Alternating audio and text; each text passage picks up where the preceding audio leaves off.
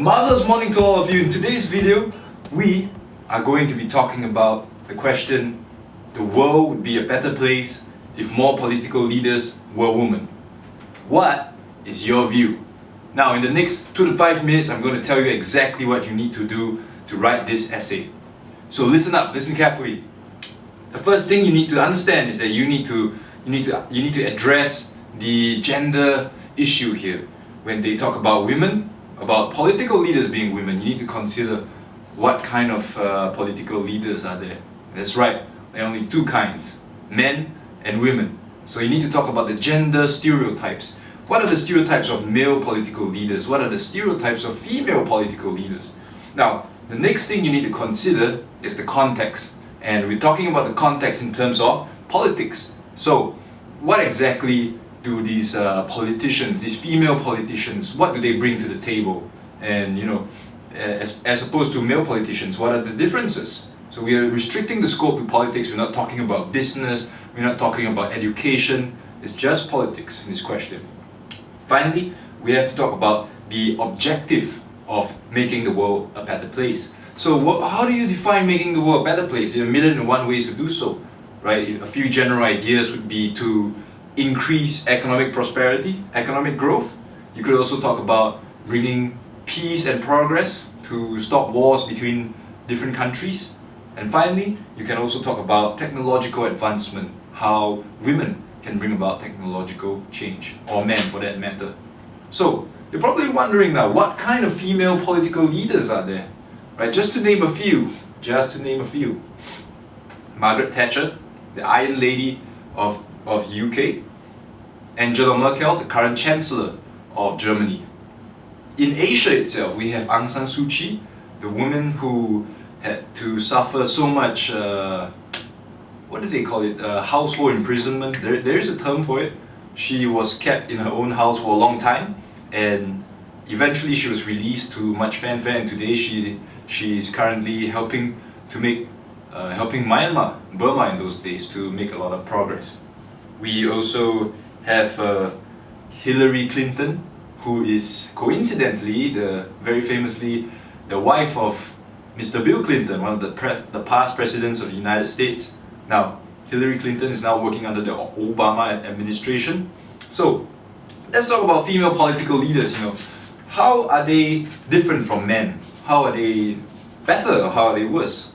Right? So, usually the normal gender stereotype for male leaders is that they're stronger, they're more confident to push through difficult situations. They do not have to deal with pregnancy, family issues. They don't have to take 9 months off from work because men are simply unable to get pregnant. They have women at home to do the child rearing, take care of the family.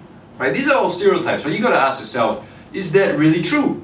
Are men truly the strongest political leaders available? Just take a look at Margaret Thatcher. She has a very strong character. She was able to lead the UK in times of crisis, in very difficult times, and lead them out of that.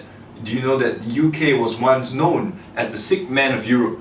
Germany shares a similar story, right? And Angela Merkel did her very best to take Germany to to become the economic powerhouse in Europe today. So when you look at these two examples, you can clearly say that actually women are the ones who are strong, who have strong wills, who are able to push through difficult situations. If you want a comparison, you can compare Margaret Thatcher to Winston Churchill, a man who was equally strong-willed, but he was also known very much for his sexism, his sexist comments. Right? There's this story about Winston Churchill where a woman once went up to him and told him, and she said to Winston Churchill that you are drunk, and he said, when I wake up in the morning, I will be sober, but you are ugly, and when you wake up in the morning, you'll still be ugly. So you can see how he's a very sexist guy. So as opposed to that, women are known to be more nurturing, more caring. They are better able to nurture relationships, to help new leaders flourish. Right? So this is what women have going for them. You can also talk about how males tend to be more warmongering. Perhaps they they enjoy not really enjoy, but they tend to start more wars. History has shown. To be fair, most of the leaders in the past were men, but history has shown also that men have a higher tendency towards violent and aggressive acts, simply because maybe we have higher levels of testosterone. Now, on the other hand, are women really all that great? Are there not female political figures out there who are, black sheep? Studies have shown that women tend to be less corrupt than men, but there are also black sheep like, for example, Imelda Marcos of Philippines. And if you don't know who Imelda Marcos is, she was the first lady, at one time she was the first lady of Philippines, and she had a large collection, 1,000 pairs of shoes. And most people like to say, they like to think that those shoes were not bought with her own money, it was bought with corruption money. So then I guess the question that you have to ask yourself is, at the end of the day, when you start to reach your conclusion, you have to ask yourself, does it really matter if it's a male political leader, a female political leader?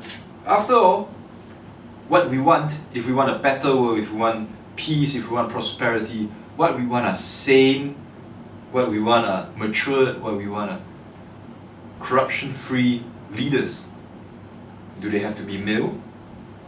Do they have to be female? Do they have to be transgender?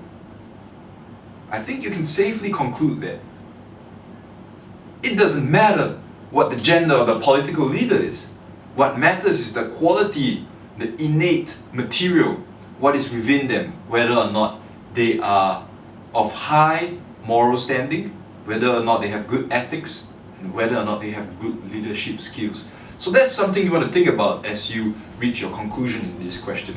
Because everyone else, I guarantee you, are going to be arguing for women make better political leaders, men make political leaders. But take a step back and look at the entire situation and say, does the gender of the political leader really matter? Thank you for watching. I hope you found this helpful.